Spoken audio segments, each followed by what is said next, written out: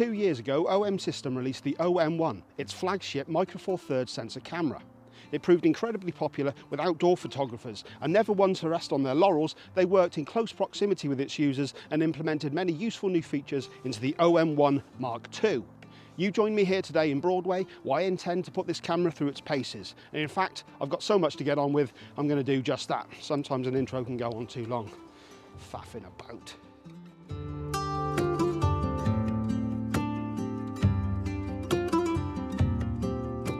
So before we go out and put this through its paces, let's take a quick look at the camera itself. Aesthetically speaking, it's virtually identical to its predecessor. However, now we have the OM System logo proudly embossed upon the prism. It features the same micro four thirds 20.4 megapixel backside illuminated stack sensor and TruePic X processor as the previous version, but it comes packed full of new features and significant upgrades to what was already there. We will of course be exploring many of these upgrades throughout the video, but some of the standouts include improved AI subject detection autofocus, an increased buffer size, a built-in graduated neutral density filter, enhanced blackout-free sequential shooting, and an incredible 8.5 EV stops of inbuilt image stabilization. And I'm also testing out this 150 to 600mm lens, which the eagle-eyed amongst you may well have spotted. I am going to be doing a separate video on this, so keep an eye out for that. This will feature throughout the video, but there will be a separate one. I've already taken a couple of shots with this thing, and the stabilization is just incredible. We'll get to that later. And a couple of other useful features that are worth pointing out. The erase button can actually be used as the menu button. So when you're using a telephoto like this, that means you can actually select that without taking your hands away from the lens, which is incredibly useful. They've also put in a vertical video mode so that you can shoot and share video footage with ease,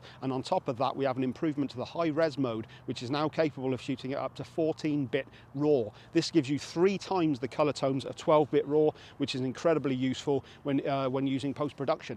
You know what I mean.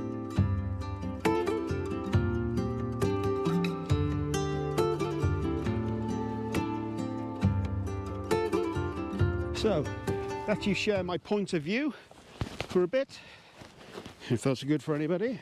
Now let's start getting some images.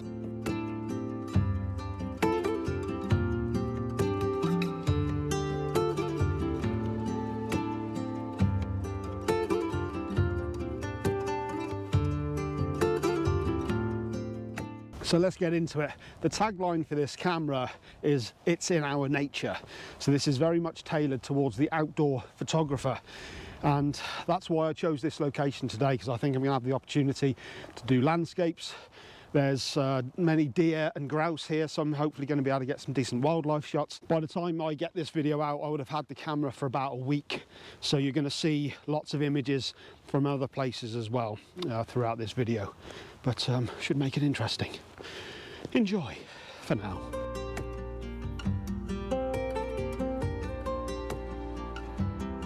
The camera has the same IP53 weather sealing as the predecessor, which is absolutely essential for landscape photography. We also have a boost in the live ND mode. I think the last one went up to ND64, this one goes up to ND128.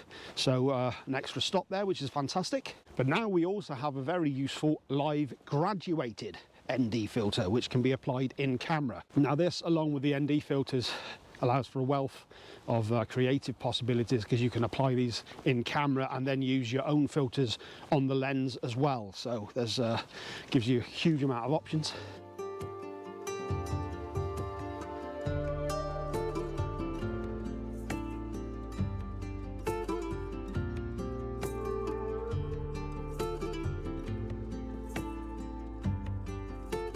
You can still focus stack up to 15 images in camera, but now we have a huge boost to the high res mode. As I mentioned earlier on, we can still do 50 megapixels handheld, 80 megapixels when mounted on a tripod, but now you have that 14-bit RAW possibility, which gives 3 times the color tones of 12-bit, which is a lot of information to play with.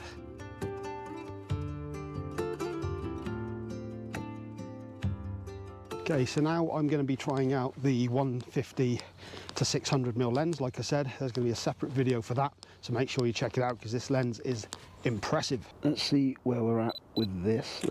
That's at the 300mm end, or the 150. depending on how you look at it. Let's zoom right out to 600 or 1200, depending on how you look at it. That's beautiful.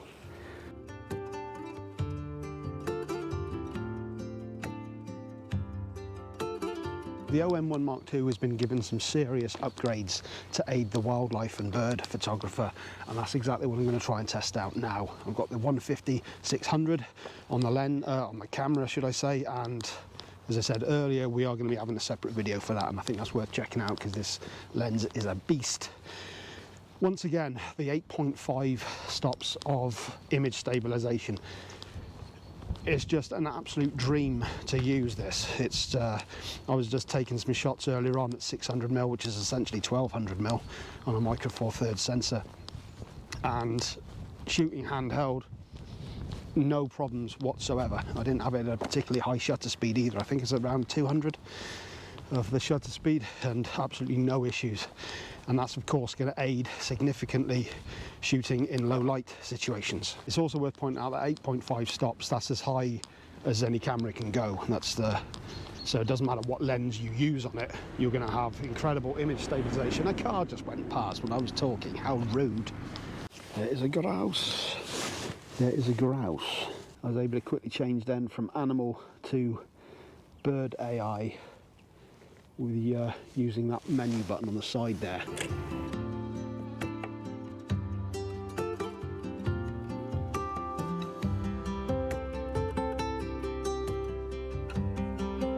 So let's go through some of the upgrades. Now, the AI recognition has had a few new features put in. We've got human recognition, which I believe is more for landscapes, helps to detect a human within the vast landscape format. But we've also had an upgrade to the birds AI detection, so it's easier than ever to track and focus on your subject. You can also choose which subject you want to focus on. I believe subject selection was actually available in the prior one, but it was only for face and eye, so it was only, you could select between a group of people. Now it's available for all AI subjects, and I think you can select up to 8 subjects. The blackout-free sequential shooting has also received an upgrade. Although it was fantastic at higher frame rates, I believe a lot of photographers were asking if they could have it for lower frame rates, it would be so handy, and OM System have delivered. Another thing we have are these rubberized dials, which makes it a much more tactile experience. This is very handy in cold conditions, as it's very easy to use this with gloves.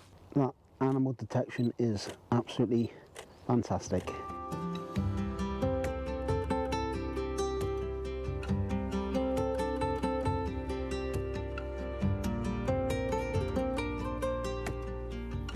Just a brief interruption here. I've just come out to Purton Ship Graveyard to get some pretty dramatic landscape shots to put in the video. You might have already seen some of them. It suddenly occurred to me that I haven't actually said anything in this video about the video specs, because it does have some pretty impressive stuff. You've got 4K up to 60p, you've got full HD at up to 120 frames per second, you've got OM log, and you've got HLG profiles, as well as 10-bit internal recording. But you also have a brand new feature, the vertical video, which I'm using right now. This is incredibly easy to use. You simply tilt the camera vertically before you press record. It does everything else for you. You don't have to do any kind of editing or processing afterwards. You simply then share this directly to your phone, and once you've got it on your phone, you can share it to wherever you want to. So that's pretty handy. Don't know why I was looking at the screen.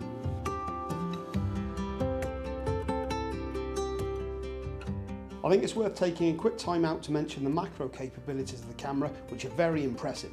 There are obvious depth of field advantages thanks to the Micro Four Thirds sensor, but then you have the aforementioned 8.5 stops of IBIS, as well as the ability to focus stack up to 15 images in camera to aid even further. When paired with a lens like this 90mm macro, you can get up to 4 times magnification for ridiculously close-up images.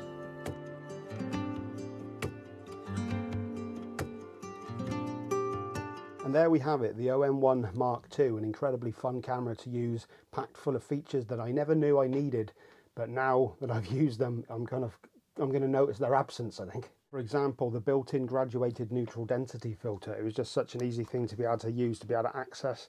Just set up your landscape shot, draw it down, bang, there you go, it's ready to go. Of course, it's whether it replaces the real thing or not, I don't know, but it was a useful thing just to have it there and not have to keep mucking around with filters. Speaking of the filters, All of them were so much easier to use thanks to the real star of the show, which is the 8.5 stops of image stabilization that this camera produces. I didn't really ever have to think about using a tripod pretty much the entire time I was out using this thing. I think I might have used it for a high res shot, and I think I used a 15 image focus stacked image, a slower shutter speed. Other than that, it was pretty much handheld the entire time, and I didn't really feel the need for a tripod at all. The improved AI subject detection was incredibly useful for me for when I was doing the review of the 150 to 600mm lens.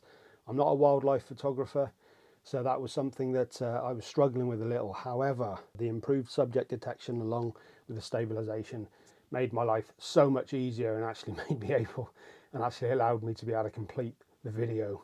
Speaking of the telephoto side of things, the ability to be able to switch the erase button for a menu button was incredibly useful. Just being able to, hold the lens like this, look through the viewfinder, select the menu, and then make all your adjustments while still holding the composition was a tremendous benefit. I can see a lot of people I know that there was a lot of people that OM System were talking to about that, and I think that's something that people are going to be very happy with. I didn't get a chance to delve into the video side of things as much as I would have liked, but the vertical video, incredibly handy. Whether we like it or not, we live in a world now that is dominated by social media. Anyone who's out there trying to promote their work, whether it be trying to sell things or push their art, whatever it may be, social media is a must. So being able to just access vertical video that easy, share it to your phone, and then send it off to whichever platform that you want to, just makes everything so much easier. The last thing that really stood out to me as well was the rubberized dials. It was pretty much freezing both days that I went out. In fact, I think it was -3